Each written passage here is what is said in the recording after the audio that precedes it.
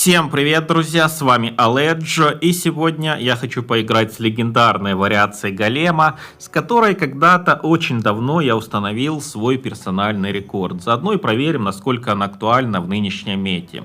6 дней прошло у нас со старта сезона, и я хочу попытаться взять великого чемпиона. Конечно, будет сложновато, еще надо 7 побед, но это будет жесткий, интересный пуш. И наша колода выглядит следующим образом. Олды вспомнят, олды всплакнут. Эволюция ведьмы, эволюция дракончика, боевая машина, которой никто уже давно не играет. Ну и повар тоже не очень актуальная башня. Но что поделаешь, именно с этой декой я брал свой рекорд.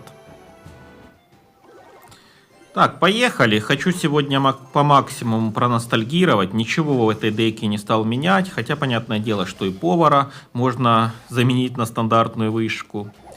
И еще какие-то можно улучшения в этой колоде сделать. Но я хочу поиграть вот именно оригиналом. В октябре 2025 года с этой декой я взял рекорд 2221 кубок. Потом эту деку 100 раз ухудшили, как бы она уже не так хороша, понятное дело. Короче, что тут ухудшили? Ухудшили ведьму, ее эволюцию, ухудшили дракончика. По-моему, у дракончика один цикл был, и дракончик вообще на эволюции намного лучше был тогда. Ухудшили лозу, короче, капитально. Я помню, что лоза тогда просто... Короче, капитально, да, ухудшили лозу. Раньше она действовала моментально, просто за секунду всех замораживала, так сказать. Короче говоря, эта колода очень сильно пострадала, и боевую машину ухудшили. Да, по-моему, карты 4-5 с тех времен в этой колоде порезали. И даже повар стал хуже. Но, ладно, давайте по... Когда-то ж я с этой декой тащил просто как боженька. Не знаю, ну, по крайней мере, в локальном смысле брал свои какие-то рекорды. Поэтому поехали, проностальгируем. Сегодня у меня такое ностальгическое настроение. Самое главное прокрутиться до 2 эволюций. Понятное дело, что когда у дракончика был один цикл, это было все проще. Сейчас у дракончика 2 цикла. Так, прожимаем мини-пеку. Блин, мешает, конечно, его тут армия скелетов. По-моему, даже тогда армия скелетов не существовала, ребята. По-моему, даже армия скелетов тогда... Эволюции на армию скелетов тогда еще не существовало. Блин, чуть-чуть мы ему не добили. Вот это обидно. 414 хп. Надо еще раз ставить голема. Вот очень обидно. Кстати, мы еще эволюцию на дракончика не заюзали. Поехали в атаку. Сейчас заюзаем эволюцию на дракончика. Будет, скорее всего, у нас размен по вышкам.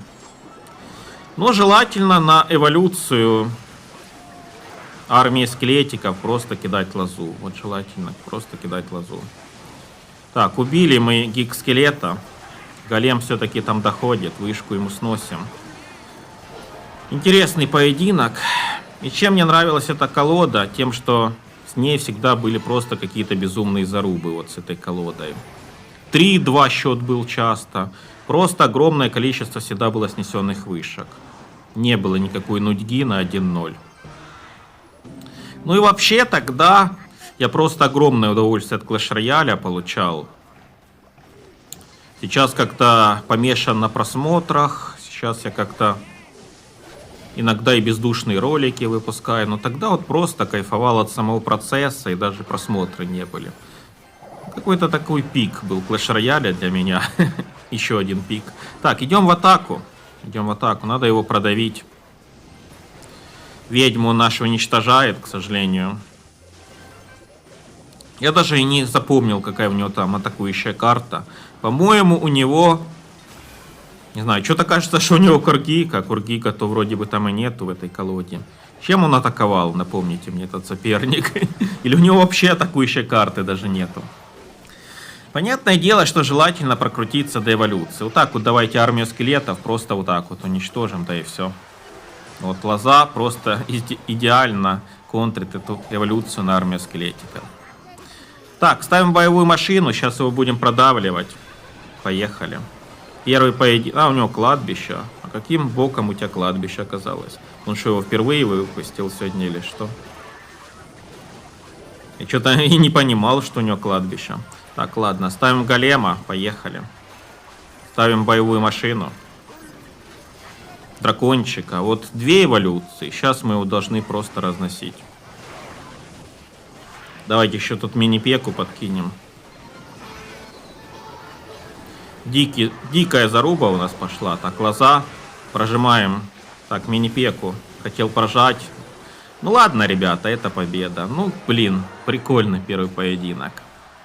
Друзья, если вам нужен пас Рояль, новая легендарная карта Ронин или Герой Вышибала, я вам хочу порекомендовать одну крутую штуку. Есть сервис Hornybox, где цены на донат Clash Royale реально ниже, чем в официальном магазине. Никаких скрытых комиссий, все прозрачно и без переплат. Пополнение Steam там тоже по самым вкусным ценам. Процесс происходит 2 клика, заказ улетает моментально. Все просто и надежно. Там можно закупиться не только для Clash Royale, но и для Brawl Stars, Clash of Clans и многих других крутых игр по тем же выгодным условиям. Ссылки на Hornybox находятся в описании под видео. Переходите. Ну и вообще в этой колоде, короче говоря, тогда было 2 вариации популярные. Вот именно с миньонами вариация была популярна. Ну и также существовала 2-я вариация, где были стражи вместо миньонов. Я играл с одной и с другой, но все-таки именно рекорд я с миньонами установил. Поэтому сейчас беру миньонов.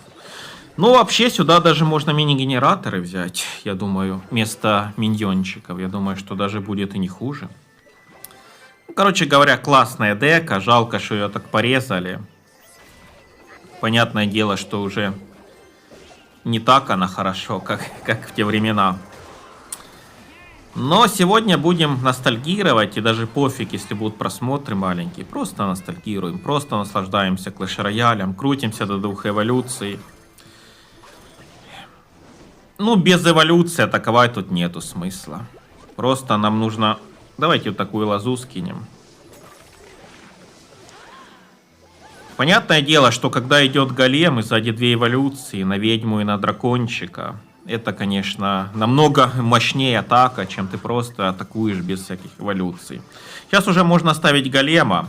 Если он будет что-то закидывать на правую сторону, то я даже защищаться не буду. Пусть забирает правую сторону. А тут миньончиков скинем. Ну и, кстати, у меня даже такая идея появилась, что, возможно, в эту колоду стоит попробовать взять Ронина вместо боевой машины. Вот я даже чуть-чуть поиграл, и как будто бы имеет право на существование такая вариация. Ронин вместо боевой машины, ребята. Так, потеряли мы 2 вышки. Но поверьте мне, что это только начало. Сейчас мы закомбэчим. Вот за это я обожаю эту деку. Что тут можно просто гениально закомбэчить. Скидывает он ракету на полуживую ведьму. Я не знаю, насколько это правильно. Так, что там у него? Зданий никаких нету. Угу.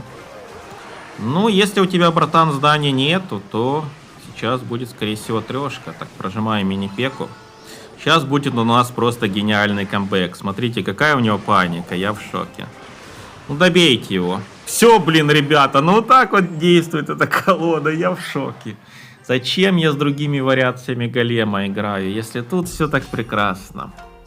Так, поехали, друзья, в следующую каточку. Конечно, очень хочется мне получить 16-го Ронина, но у меня пока что 13-й Ронин. Даже если я там 2000 алмазиков потрачу на прохождение квеста, то все равно у меня будет где-то 14-й Ронин, 15-й максимум. Фулового Ронина, походу, в этом сезоне никак я не получу. Соответственно, в эту деку Ронина вставить пока не могу, будем играть с боевой машиной.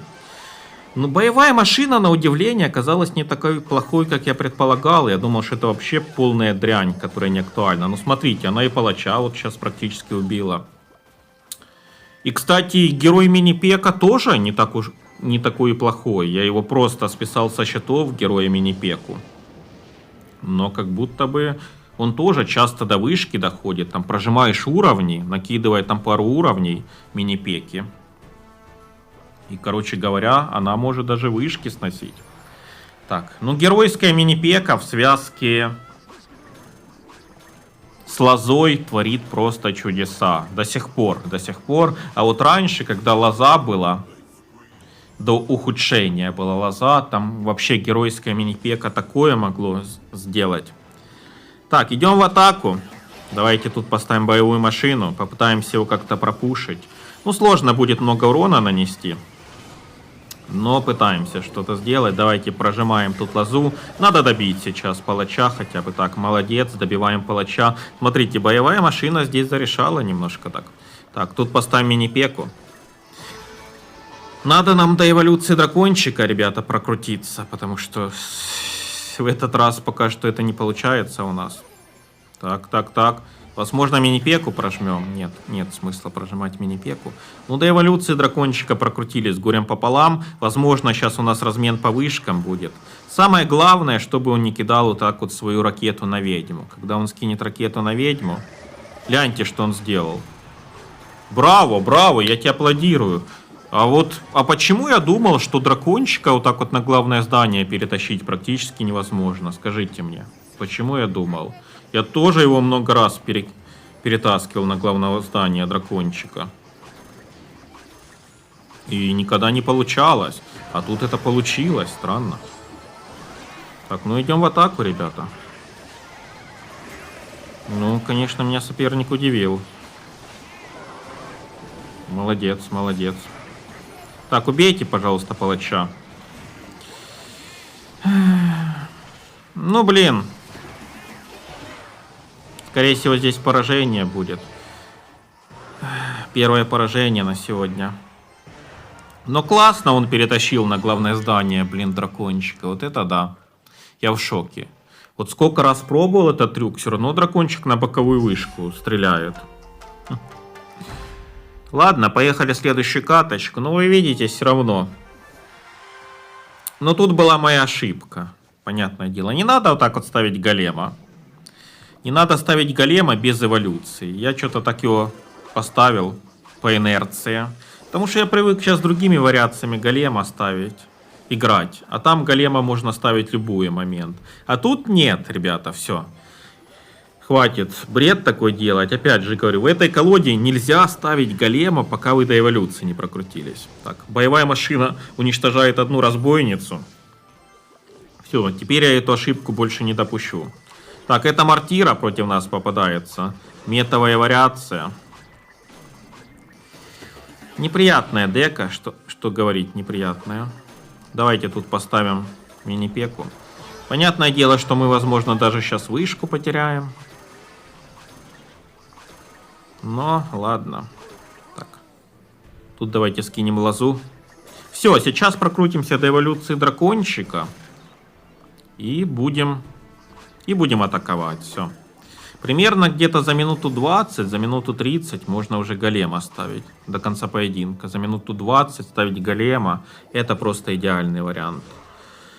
Дракончика вроде бы усилили в этом сезоне. Я чувствую, что дракончик реально стал получше, чем раньше. Потому что тоже дракончик был каким-то слабеньким в последнее время. Но сейчас его заметно так улучшили. Я вот ощущаю, что он стал каким-то более живучим. Так, ставим голема, вышку он пусть забирает. Мне кажется, что даже зря он сейчас вот так вот мортиру ставит, потому что он выигрывает. Лучше бы ему мортиру в защиту поставить, а он мортиру ставит в атаку. Ну, это как-то слишком самоуверенно. Так, ведьма молодец. Так, ребята, давайте ставим тут, конечно же, боевую машину. Тут ставим. Подкидываем тут мини-пеку. Все, пошел разнос. Пошел разнос, ребята. Давайте тут скинем лозу. Прожмем мини-пеку. Так, дракончика подкидываем. Хорошо, минус вышка. Но немножко эликсира не хватает. Вот немножко не хватает эликсира. Я долго не мог подкинуть дракончика из-за нехватки эликсира. Так, давайте еще раз мини-пеку выкидываем. Мини-пека на ярости от дракончика — это просто какое-то безумие, ребята. Смотрите. Это просто безумие. Так, ну он выжил. Блин, он выжил. 610 хп, ладно. Ну давайте сейчас осторожно защитимся. Потому что можно допустить ошибку и проиграть. Так, все. Защищаемся осторожно, никуда не торопимся. Все под нашим контролем. А теперь, наверное, можно и голема поставить. Все. Ставим голема, поехали. Так, голем. Главное, иди на главное здание. Вот такая у нас тавтология. Главное на главное здание идти, голем. Все, выиграли. Ладно, нормально, нормально. Ну, такую метовую мортиру очень сложно обыграть с какой-то другой вариацией голема. Так, друзья, поехали в следующую каточку. Ну, не, все-таки с этой декой великого чемпиона взять у меня пока что не получается. Даже вариация с мини-генераторами как-то получше играла. Но, тем не менее, пофанились, получили удовольствие. Проностальгировали. Так, тут против нас Валькирия, колдун. Давайте на колдуна скинем лозу. Сейчас по-быстренькому так колдунчика нам надо убить. Но он сунул, блин, своих гоблинов, к сожалению. Ладно, не получилось колдунчика убить. Ничего страшного.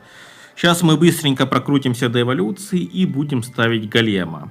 Короче говоря, по сути, первые где-то 1,5 минуты боя для нас вообще не особо важны. Даже не важно, сколько мы там урона пропустим. Самое главное за первые 1,5 минуты прокрутиться до эволюции. 2 раза выпустить дракончика, 1 раз выпустить ведьму. Все остальное нам на первых 1,5 минуты поединка не важно. Потом мы ставим где-то за минуту 20 до конца боя голема с 2 эволюциями, и все. Это уже важный момент. Продавим мы его, не продавим. Так, давайте ставим голема, все, уже можно. Ну, желательно, конечно, чуть позже голема ставить. Но, в принципе, ситуация располагает. Поехали в атаку. Он играет очень пассивно. Так, давайте тут мини-пеку скинем. Я думаю, что мини-пека сейчас справится. Все законтрит. Ну, практически мини-пека справилась. Но вышку мы чудом удержали. Хотя, смотрите, поваренки настолько хреновые, что даже в такой ситуации... Так, лоза. Опустись. Опустись с небес на землю, друг мой дорогой. Он опять хотел взлететь, но уже не взлетел.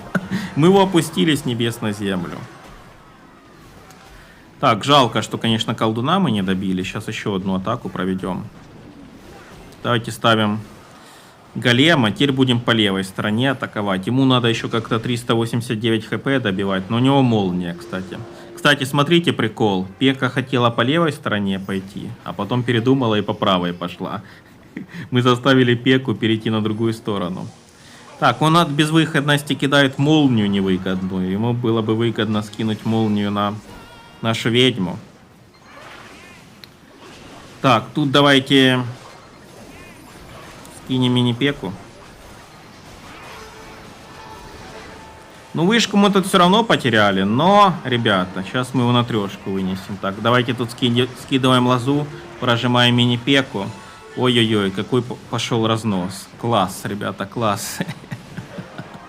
3-2. Вот самый кайф в Clash Royale это победы с счетом 3-2. Наверное, ничего более классного я в этой игре не знаю. Это просто... Не знаю, игровой геймплейный оргазм выиграть со счетом 3-2. Ладно, поехали дальше. У него тоже поваренки. Так, лоза. Кстати, вы видите, насколько медлительная лоза? Но и я, правда, медлительный. Я тоже медлительный. Но, блин, с лозой даже надо вот так вот преждевременно ее кидать, чтобы банально убить гоблинскую бочку. Смотрите, как сейчас. Давай еще принцесску убей по красоте. Ой-ой-ой, как... Но главное здание нафиг ты активировала. Машина боевая. Гоблин-машин! Гоблин-машин! Ну нафига ты главное здание активировала, блин. И принцесску по красоте убила. И до хрена урона нанесла. Но 1 минус. Активировала главное здание. Ну нафига ты так сделала, я не понимаю. Ладно. Я тут уже поверил в себя, поэтому сразу ставлю голема. Но, конечно же, желательно так не делать. Так. Убиваем королеву. Практически. Так. На нас идут эти рекруты, бомжи. Не зря их называют, я не знаю. Очень сильно меня сейчас стали бесить эти рекруты. Ну просто реально, это бред. За 7 эликсира такая бешеная толпа. Просто бездумно выпускаешь этих рекрутов за 7 эликсира. И даже вообще там ничего не надо делать, и они там все разносят. Но это просто какой-то бред. Надо срочно этих рекрутов ухудшать. Это вообще ерунда полная, короче. Я помню, что изначально, когда вышли рекруты, они стоили 8 эликсира. Нафига их потом до 7 эликсиров стоимость уменьшили? Наверное, не все помнят, но реально рекруты изначально 8 стоили. И в те времена, конечно, не каждый мог позволить себе с ними играть. А сейчас, блин, каждый дурак берет себе рекрутов за 7 и просто бездумно выпускает. Так, голем против голема, поехали. Он сразу ставит своего голема, но ему нужно как-то на боевую машину реагировать, иначе мы сейчас его просто там разнесем. Мы его сейчас просто разнесем, если он там на боевую машину не отреагирует никак. Он ее пропускает, ставим мини-пеку. Так, неприятно. Я понял, что это за дека. Это очень неприятная дека. Сейчас мы, возможно, левую сторону потеряем. Блин, ребята. 5 уровней мини-пеки накидываем. Смотрите, мини-пека 21 уровня. Давайте посмотрим, что сейчас произойдет. Мини-пека 21 уровня. Это страшно, это больно. Мини-пека 21 уровня. 22 уровня мини-пека. Это боль, ребята. Это боль. Ой-ой-ой, сколько она наваливает. По 2000 хп, ребята. Еще тычку. Гляньте. Еще тычку. Мини-пека 22 уровня. По 2000 хп стычки сносит. Вот это да. Но мы еще не выиграли. Пошел у нас контент. Пошла жара. Ой, побежала у нас жара поляшкам. Так, надо выносить его сейчас на трешку. Но мини-пека меня просто поразила. Уже все поставили крест на этой геройской мини-пеке. Но вы видите, что она сейчас натворила. Просто такую грязь натворила мини-пека. Но это победа, ребята. Это победа. Он сдался. Он сдался. Вот это да. Я давно не видел, чтобы мини-пека 22 уровня так разносила. Так, ну неплохо, неплохо. Я в шоке, конечно. Поехали дальше. Такой быстрый бой и очень веселый. Посмотрим, что следующий соперник нам противопоставит. Так, рыцарь против нас попадается. Это какая-то быстрая дека. Да, давайте тут скинем лозу. Ну, конечно, против быстрых дек я не особо люблю играть. Ставим впереди, конечно же, боевую машину. Вот такая вот простая комбинация. Боевая машина плюс ведьма. И у соперника уже сразу проблемки возникают. Нет, это, кстати, никакая не быстрая дека. Это с принцем что-то. Это что-то авторское. Так, мушкетера мы, наверное, даже сейчас пропустим. Потому что у нас эликсира совершенно нету. Придется нам пропустить мушкетера. По элику мы просели капитально. Но я не думал, что у него такая дека будет с принцем. Сейчас выпустим еще раз дракончика. Ну и будем ставить голема. Атакующую карту он еще свою не продемонстрировал. Я не знаю, что там у него. А, у него гоблинская бочка. Все понятно. Я уже столько поединков сыграл. Я, честно говоря, даже не запоминаю, какие там у него атакующие карты. Так, тут скидываем лозу. Я не знаю, это легенда или правда, но мне что-то кажется, что раньше лоза убивала ведьмину бабушку. Изначально.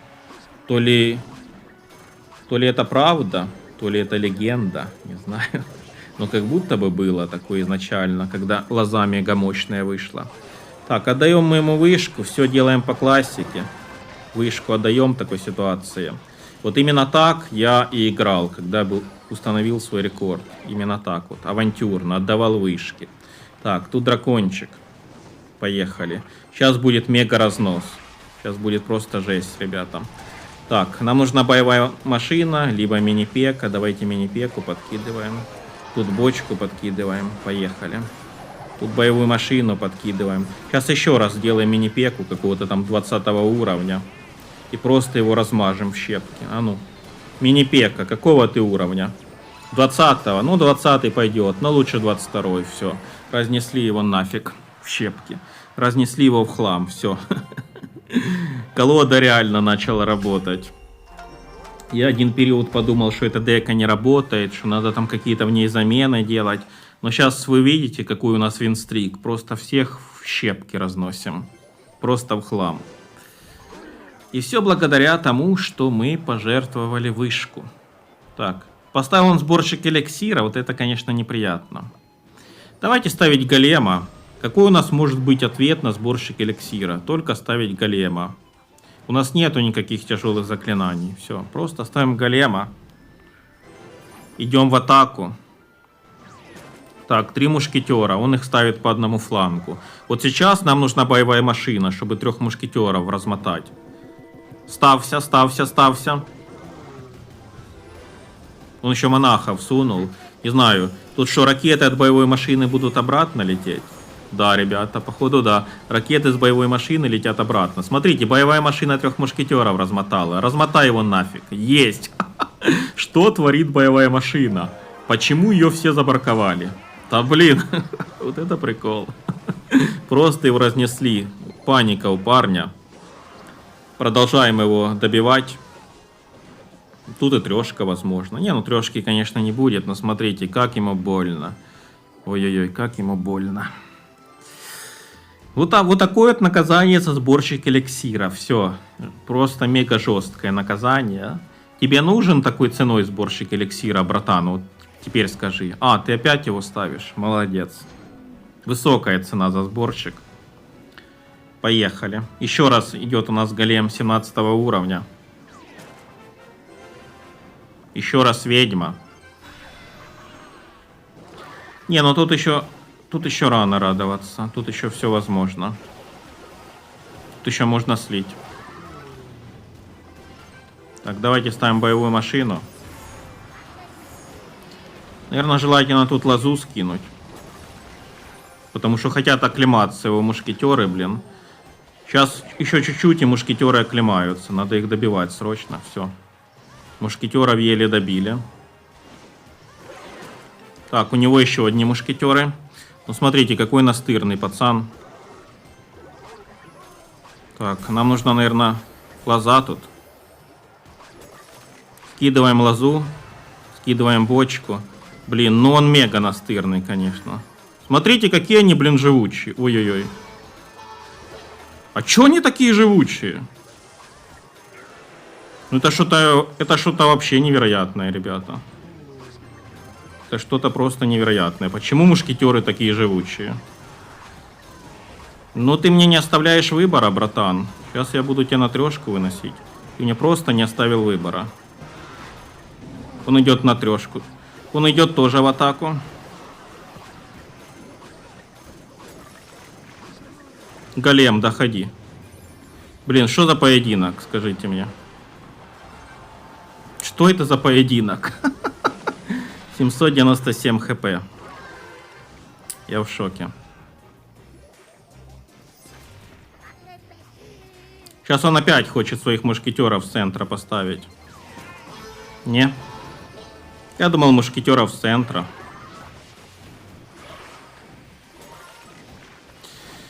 Я даже не знаю, что тут комментировать. Какая-то такая дичь у нас пошла в этом поединке. Я просто вообще не понимаю, что тут происходит.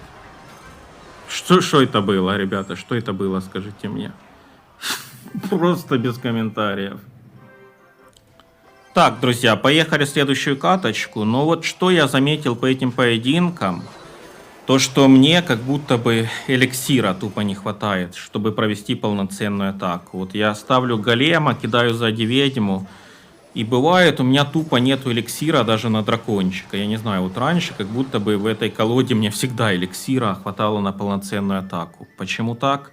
Может быть, надо вышки реально сопернику жертвовать, чтобы получить много элика на атаку. Я не знаю. Походу только так. Мы должны там пожертвовать ему в сторону, чтобы провести какую-то нормальную атаку. Чтобы элика накопить достаточно, потому что не всегда это получается. Так, тут попадается очень такая неприятная колода со спарки. Скорее всего, либо гигант будет, либо гоблин-гигант. Но, скорее всего, обычный гигант здесь будет. Миньончики зарешали. Блин. Ой-ой-ой, блин, ребята, пришлось эволюцию ведьмы сливать. Вот я ненавижу сливать эволюцию ведьмы, когда без голема. Ну пришлось, он орду миньонов прокинул. Давайте попытаемся как-то его так пропушить. Так, смотрите, что мы сделали с мини-пекой. Подкидываем миньончика. У него, правда, там стрелы есть. Так, это будет минус вышка? Нет, он все-таки стрелы скинул свои. Жалко, что ведьму слили мы. Но просто вынудил. Орду миньонов прокинул. У меня выбора не было. Так, ну пока что все неплохо в этом поединке для нас складывается. Давайте ставим голема. В тайминг ставим голема. Я обожаю вот так вот ставить в тайминг голема, чтобы сразу плюс уровень получить. Так, тут бочку скидываем. И поехали в атаку. Все, поехали в атаку. Конечно, раньше повары, кстати, были более тупыми, чем сейчас. Вот раньше, допустим, по арене идет голем, а после голема ты ставишь какую-то там, не знаю, берсеркшу ставишь. И он тупо берсеркши накидывает уровень, а не голему. А сейчас повары стали более умные, вот им пофигу, кто там на площадке. Он всегда уровень будет накидывать самому жирному юниту. То есть, вы понимаете, раньше повар накидывал уровень последнему появившемуся юниту на арену, а сейчас он самому жирному юниту накидывает уровень. Так, жестко пушит соперник, возможно, даже сейчас вышку потеряем. Хотя я пытаюсь защититься, не знаю, что из этого выйдет. Давайте тут мини-пеку ставим. Ну да, мы теряем вышку, ладно. Мини-пека, пожалуйста, живи. Отлично, мини-пека живет. Ну, сейчас у него будут проблемки, ребята. Дракончика подкидываем. Он очень много элика потратил. Давайте мини-пеку прожимаем. Я хочу его на трешку просто вынести. Мини-пека наваливает 19 уровня. Все, это трешка, ребята. Ну, неплохо эта колода, блин, работает. Неплохо.